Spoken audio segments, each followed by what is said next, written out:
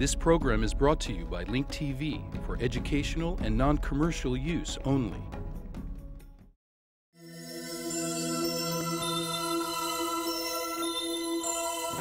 Mosaic, a daily news program from Link TV, presents a selection of news reports from independent and state-controlled broadcasters from throughout the Middle East.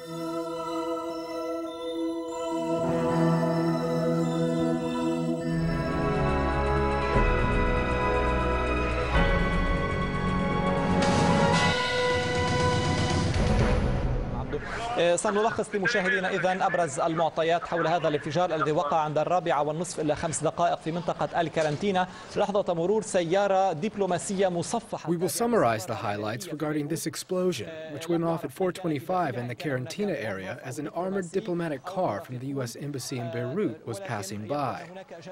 No one knows who was inside, whether there was an employee or a diplomat or a companion. It appears that an American national was wounded and transported to the Jatab hospital, and his name is Matthew Clayton. 3 people in a civilian car were martyred as it was passing by at the moment of the explosion. Among the martyrs was another civilian who was standing on the street. His body remains lying on the ground. In addition, 2 other burnt bodies remain inside one of the cars behind the U.S. Embassy vehicle. 20 people were wounded. Some of them were passing by in their cars. Both our colleagues, Abdo and Muna, said that more than 20 cars were damaged or burned in the Karantina area, where we continue to see the aftermath of this explosion. The area is being inspected by the government commissioner for the military court, investigator Jean Fahid, and the first military investigator, Rashid Mouzhir, as well as security investigators in the Lebanese army and international security forces. They are inspecting the site and examining the forensic evidence. The engineering unit in the Lebanese army surrounded the area near the site of the explosion and are prohibiting people from getting close to it in order to preserve the evidence. We were looking at footage from earlier. Now we will return to our colleague Muna Saliba, who is with an eyewitness. قبل وقت هذه الصورة إذن في وقت سابق، والآن سنعود إلى الزميلة منى صليبة ومعها أحد شهود العيان. منى. نعم يسبق بالقرب من أحد الأشخاص الذي يقرب هنا معمل. Yes, I have with me someone who works at this door factory, as I understood from him. I want to ask about what it was like at the moment the explosion went off.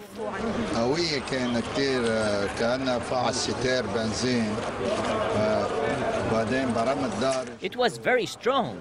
It sounded like a cylinder of gas has exploded. Then we went around and saw that about 50 meters away from me, smoke was rising. I ran over there to see what happened. I saw young men, girls, and children who were wounded. There was also a baby among them. They took him to the hospital, and I helped to get them to the hospital. That is what I saw. I saw a car burning. I saw on the ground over there, about 2 meters of pavement had come up near the Baco building. That is the Baco building. The explosion came from over there.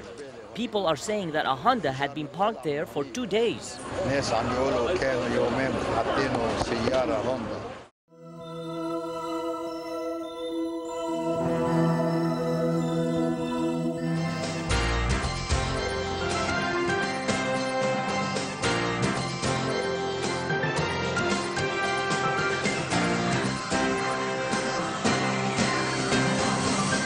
And we open this evening with the murder of a 20-year-old foreign volunteer on Kibutz Ein HaShlosha in the Negev.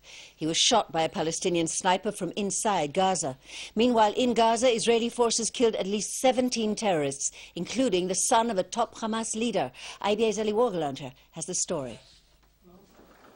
20-year-old Carlos Andre Mosakara Chavez, a volunteer from Ecuador, was working in a potato field this morning at the Ein HaShlosha kibbutz just east of the Kisufim checkpoint when he was struck by a sniper shot from inside Gaza. A volunteer on the kibbutz said, "I told him, sit down, they're shooting at us." We managed to hide behind a car. When he stood up to get into it, he was hit in the back. The volunteer told Chavez not to go to sleep. He answered, "I'm not able," and then I lost him. Chavez was taken by his friends to the kibbutz infirmary, and a Magen David Adom ambulance arrived on the scene shortly after, but paramedics were unable to resuscitate him. Meanwhile, Israeli forces operating in Gaza City killed at least 17 Palestinians and wounded 45 others. Among the dead was the son of Hamas leader Mahmoud al-Zahar, the former Palestinian Authority foreign minister and senior Hamas leader, who is the last surviving founder of the Islamist group. His son, Hussam al-Zahar, 24, was taking part in the fighting when killed, residents said. He was al-Zahar's second son to die in Israeli-Palestinian fighting. In a 2003 assassination attempt, an Israeli Air Force aircraft attacked al-Zahar's house, wounding him and killing his elder son Khaled and a bodyguard. Mahmoud al-Zahar accused Bush of instigating further violence on the Palestinians. This is one of the results of Bush's visit. He encouraged the Israelis to kill the Palestinian people, and we are going to defend ourselves by all means. Al-Zahar said Hamas will respond in the appropriate way. He also accused Palestinian Authority President Mahmoud Abbas of complicity in his son's death for striking deals with Israel and the U.S. This is the hope of Abu Mazen and his colleagues, the collaborator with Israel and with the spies of America. Abbas himself issued a condemnation of the attack, saying, quote, "What happened today is a massacre, a slaughter against the Palestinian people." The Hamas government in the Gaza Strip announced a 3-day mourning period. Meanwhile, MK Al-Dad of the National Union NRP said that the death of the volunteer brings the government to a crossroads: eliminate the terrorism or capitulate to it.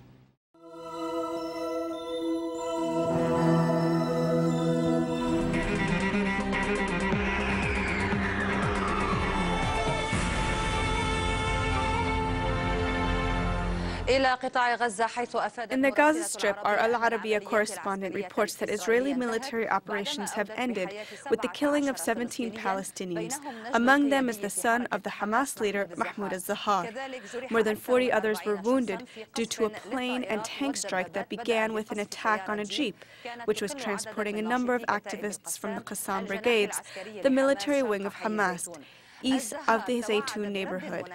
Al-Zahar vowed to respond appropriately to the Israeli incursion and the killing of his son. The details with Hanan al-Masri. This is what the residents of the Zaytun neighborhood in eastern Gaza woke up to. Backed by airplanes, nearly 20 Israeli military artillery units, including tanks and bulldozers, made a nearly 1-kilometer incursion on the outskirts of the neighborhood. Intense and random strikes martyred and wounded tens of resistance fighters and civilians, including the son of the Hamas leader, Mahmoud al-Zahar. There were tens of martyrs. Tens of others were wounded lightly and severely. All of them were wounded on the upper portion of their body by unusual shelling and continued gunfire from tanks, planes, and all the Israeli war machinery. Citizens of this neighborhood live in fear and terror with every advance of these military vehicles. The uprooting of agricultural lands continued during the period of the incursion, which lasted nearly 6 hours before retreating. This is a real war. We were inside the house and there was a white cloud outside. We went outside the house. We were all running out into the streets. All the women went outside. We were scared. Our children are living in fear and terror. I was sweeping and then all of a sudden there was a strike. I stopped sweeping and went and hid underneath the stairs. Where is our security? Who are we to the world? For its part, Israel said that it targeted a terror infrastructure. However, those who suffered the brunt of the incursion had a different story. Where are the terrorists? Are our children inside these houses terrorists? I swear to God, they are the terrorists. They are the terrorists. This came from above and landed here on the ground. They shelled there at the zoo, but this landed here. How did it get here? Are we the terrorists? Where are the terrorists? All our children are in the neighborhood. They're not sitting at home. They're afraid that a missile will land on the home and kill them. So we're sitting here in the orchards. It appears that the Strip will continue to be subjected to a series of partial incursions, according to the Israeli leadership. A large number of children of this home continue to learn the first letters of the alphabet. They have not yet been able to spell the word terrorist, which they and any other breathing soul on this land are accused of being. That is, until they are punished by Israel. Hanan al-Masri, Al-Arabiya, from the Zaytun neighborhood in eastern Gaza.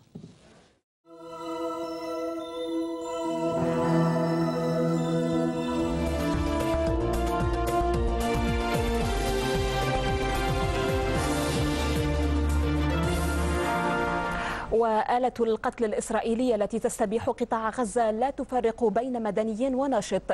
جهاز الاستخبارات Israel's lethal machinery is no longer distinguishing between Palestinian civilians and activists. According to a report by Israel's internal intelligence agency, the Shin Bet, 1/4 of those Palestinians killed by the Israeli forces during 2006 and 2007 were civilians. Nearly 200 out of 810 killed during 2006 and 2007 had nothing to do with what Israel refers to as terrorism.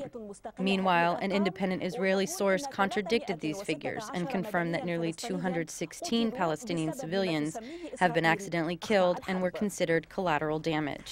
وإذا كان استهداف المدنيين أحد أوجه العدوان الإسرائيلي على حقوق الفلسطينيين فإن الوجه الآخر يمثله الاستيطان. If targeting the civilians stands on one side of Israel's aggressive equation, then the settlement issue stands on the other side of it. The Israeli Haaretz newspaper reported that Israel started to carry out construction aimed at building more than 60 residential homes for Jewish settlers near Damascus Gate in East Jerusalem. In 1997, construction in the same neighborhood prompted massive international protests. According to the newspaper report, the new construction will block a Palestinian road linking the West Bank with Al-Aqsa Mosque. This highlights the important role of the land in any final solution between Israel and the Palestinians. وبالتالي في أي حل محتمل.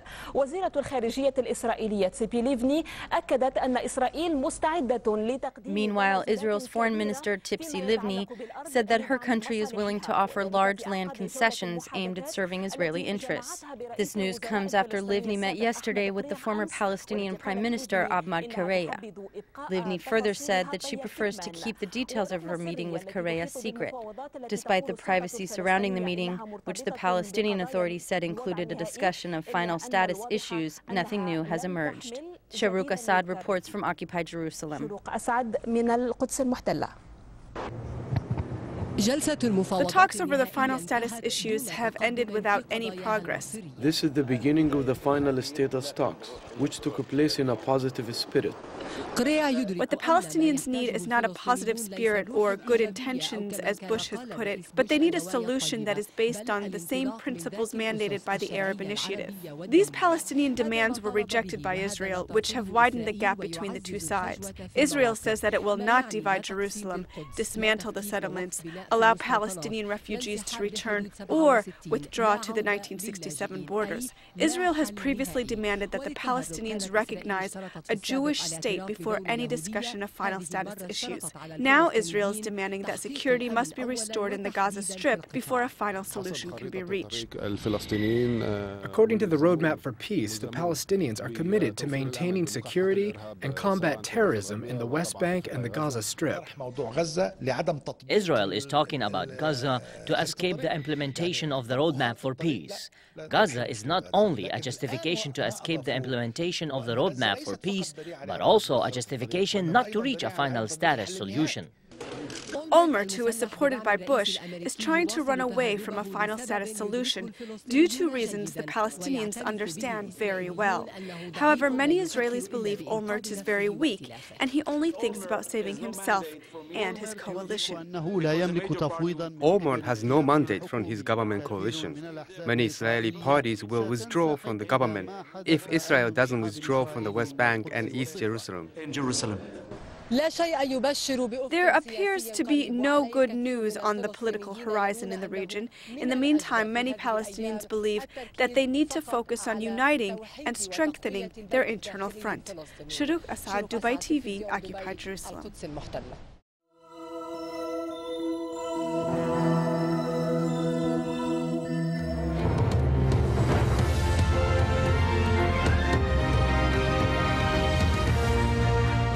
U.S. Secretary of State Condoleezza Rice has praised Iraq's leaders for passing a law allowing many former Ba'ath Party members back into work. But in a surprise visit to Baghdad, Secretary Rice told reporters there was still a lot of work to be done to achieve reconciliation. However, she said both the U.S. and Iraqi governments remain committed to a long-term solution. This law, the Accountability and Justice Law, is clearly a step forward for national reconciliation. It is clearly a step forward for the process of healing the wounds of the past. And it will have to be followed up by implementation that is in the same spirit of national reconciliation. 4 men have been arrested in connection with a suicide bomb attack on the main luxury hotel in Afghanistan's capital. Authorities say at least 7 people, 3 of them foreigners, were killed when Taliban gunmen and a suicide bomber stormed the Serena Hotel in Kabul. Dorsa Jabari has the latest. A chilling video message left behind by 2 suicide bombers just hours before they attacked a luxury hotel in the Afghan capital. Afghan intelligence sources also released this picture from security cameras of the 3rd man involved in the deadly attack on Monday. He was one of 4 people who attempted to blow himself up. He was dressed as a police officer. Afghan officials arrested him shortly after the blast that killed and maimed dozens of people. 4 people were directly involved in this tourist attack. One of them was responsible for transporting the 3 suicide bombers to the hotel, and the 3 suicide bombers tried to enter the hotel after killing hotel security guards. According to our information, 3 American citizens and a French woman and a hotel guard have been killed. Officials believe a guard shot and killed one attacker at the gate to the hotel's parking lot, which triggered his suicide vest. A second attacker blew himself up near the entrance to the hotel's lobby, while the 3rd made it inside and shot his way through the lobby and was heading towards the gym before he was arrested. Inside the hotel at the time of the blast, the Norwegian Foreign Minister, Jonas Gahr Støre. He wasn't hurt and has decided to stay in the country where he has been meeting the Afghan President Hamid Karzai. About 500 Norwegian soldiers are currently serving in Afghanistan, the purpose of the foreign minister's trip to visit the troops. Afghan intelligence officials are blaming pro-Taliban leader Siraj Haqqani, who is believed to be based in Pakistan's tribal area of Waziristan. The U.S. military has a $200,000 bounty on his head. Meanwhile, the top UN representative in the country says the attack is a matter of great concern, representing, quote, a deliberate targeting of foreign guests and Afghan civilians. This new attack was carefully targeted. The hotel was meant to represent a new sense of security for foreign visitors, but now it's a site that's just another reminder that the battle for peace in the country is still far away. Dorsa Jabari, Al Jazeera.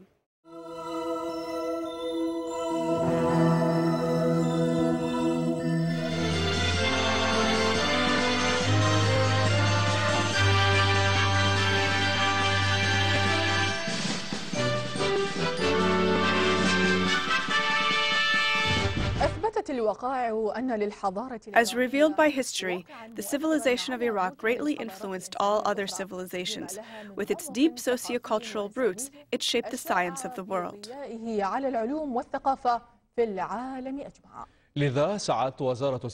The Ministry of Tourism and Antiquities affirmed its widespread campaign in the coming period to retrieve the antiquities that were stolen from the National Museum. The Iraqi civilization is unique because it influenced other world civilizations, but it has not been influenced by them because it is ancient.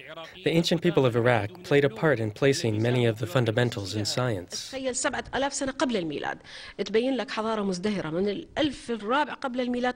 civilization was flourishing 7,000 years before Christ. The cuneiform writing was used to recount legends, laws, and all aspects of society. The civilization of Iraq is not limited to Iraqis. It is the root of human civilization, extending to all corners of the world. The cuneiform writing, which was adopted by many peoples, is one example. The Baystun inscription on the Iran-Iraq border is a testament to this. Many international criminal organizations try to trade Iraqi antiquities and sell the stolen goods from the Iraqi National Museum in world markets. But the criminals are obstructed by Iraqis' love for their homeland, their heritage, and their cultural wealth. There are attacks even in the media. They want to empty this country from its heritage, its cultural and historical elements. There have been illegal excavations and violations, but not to the point of erasing our reserve of antiquities and culture. These things have their effect, but not as much as they would like it to. The Ministry of Tourism and Antiquity is making many plans to retrieve the stolen antiquities and historic artifacts. They are also employing modern ways of excavation. The Ministry of Tourism and Antiquity, especially the Antiquity Committee, devised a plan to retrieve the stolen pieces in 2 to 3 months, God willing. About 15,000 relics have been taken from the museum, all of which are from the history and heritage of Iraq. In collaboration with the Antiquity Committee, its president, members, inspectors, and excavation teams, we have returned about 5,500 pieces to the museum.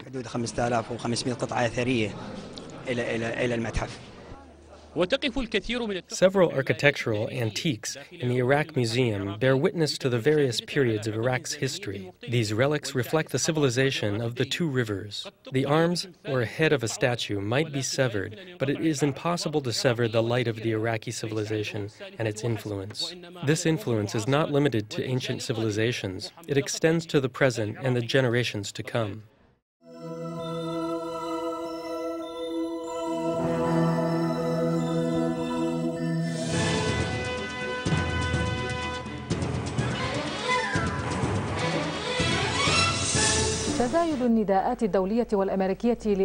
Many in the U.S. and the world have called on Washington to close its security prison in Guantanamo Bay.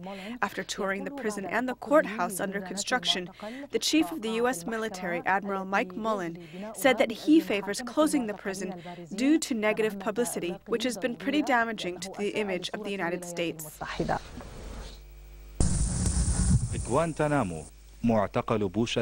Guantanamo is Bush's historical prison. Today, Bush is celebrating its 6th anniversary. While Bush is roaming freely on the outside, many detainees continue to be held in captivity in Guantanamo Bay, Cuba.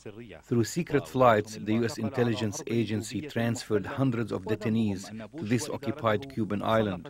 The Bush administration labeled them as terror suspects and accused them of posing a threat to U.S. national security. Meanwhile, calls for the closure of Guantanamo have been increasingly gaining momentum in the U.S. and throughout the world. Many Americans believe that the prison has caused much negative publicity directed at their country's image in the world. Are we to believe that these detainees pose a real threat to Bush's security? Meanwhile, Guantanamo prison authorities continue to subject the detainees to harsh and inhumane conditions. In addition, many of the detainees are often held in solitary confinement, and many others are often deprived of their basic rights, including the right to use the restroom. Prison authority rewards those inmates who show cooperation with food and entertainment. Meanwhile, Bush continues to declare wars and invade sovereign nations in the name of democracy. Let's not forget his shameful achievements in Guantanamo and Abu Ghraib, where he stripped humanity of its highest God-given gifts of all, freedom, dignity, and honor. Amidst this, Amnesty International has organized protests throughout the world. With the support of 1,200 parliament members worldwide, Amnesty International has mobilized efforts aimed at closing Guantanamo prison. In a letter submitted to the U.S. administration urging it to close down Guantanamo, the international watchdog gathered 1,100 signatures from parliament members and 100,000 others from U.S. citizens. We're here today because it's the 6th anniversary. We are here today because it's the 6th anniversary of the Guantanamo prison, which was illegally established. Hundreds of individuals have been arrested, and many of them have never been charged in a court of law. Will Bush listen to the calls of humanity, stop his secret flights, and finally close this notorious prison? Instead of releasing some detainees every now and then, Bush should close down Guantanamo, which has been a dark chapter in the history of his administration.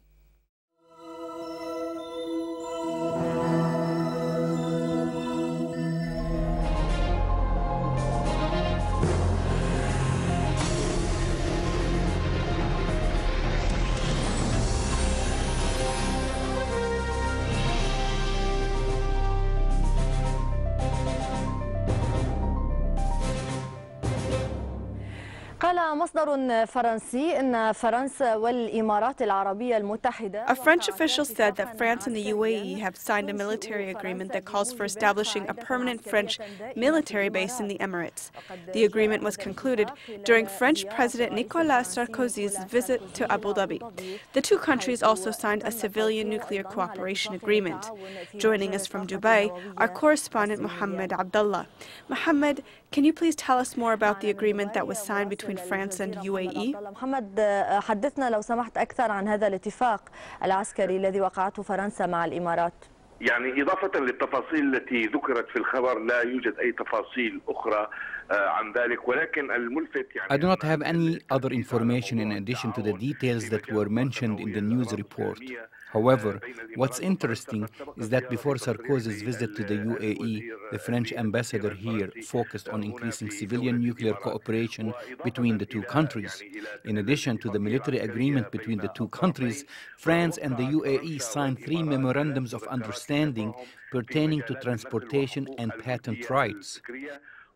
The two countries have increased their cultural cooperation, as was evident in the notable increase of cultural activities between the two countries last year. The French Louvre Museum opened a branch in Dubai, and the Sorbonne University also opened a branch there as well. According to the French embassy, negotiations between the two countries also included political issues, especially Iran's nuclear program and the situation in Afghanistan, Iraq, Palestine, and Lebanon. Thus, political issues were also discussed with Sarkozy in the meeting that was held shortly after he arrived to Abu Dhabi. The military cooperation between France and the UAE is not new. France has old relations with the UAE going back to 1971. The military cooperation between the two countries has never stopped. France has also made several weapon deals with the UAE, especially with warplanes. For example, 2 years ago, a deal was signed to sell the UAE Mirage jet fighters.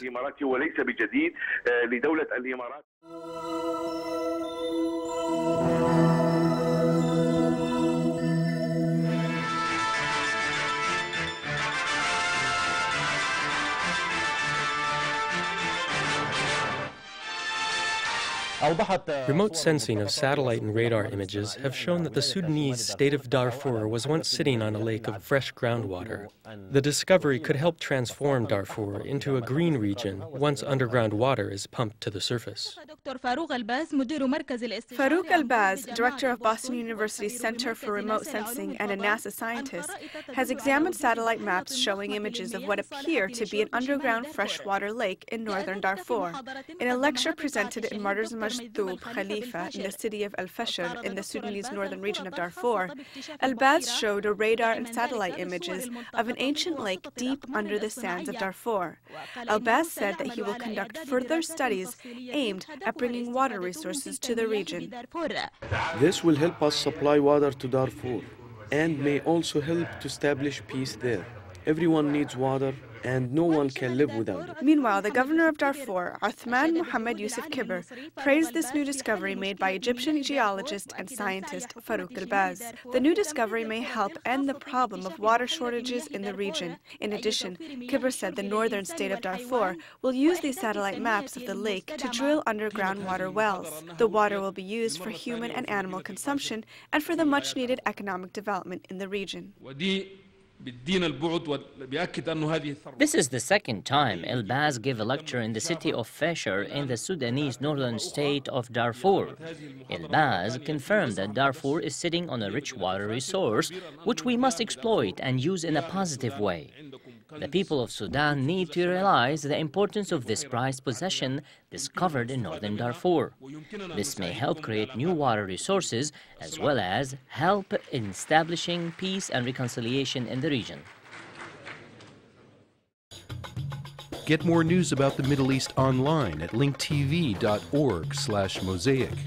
The Mosaic webpage offers a complete archive of Mosaic programs, program transcripts, the Mosaic video podcast, and the Mosaic Intelligence Report, a weekly analysis of the hottest stories from the Middle East. The views expressed on Mosaic are those of the participating broadcasters, not Link TV or its sponsors. production of Mosaic is made possible with the support of viewers like you. Thank you.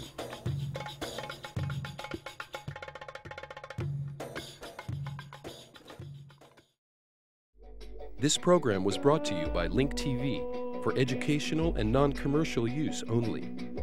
Link TV is the only U.S. television network devoted to global and national news, with uncompromising documentaries and diverse cultural programs. Programs which connect you to the world.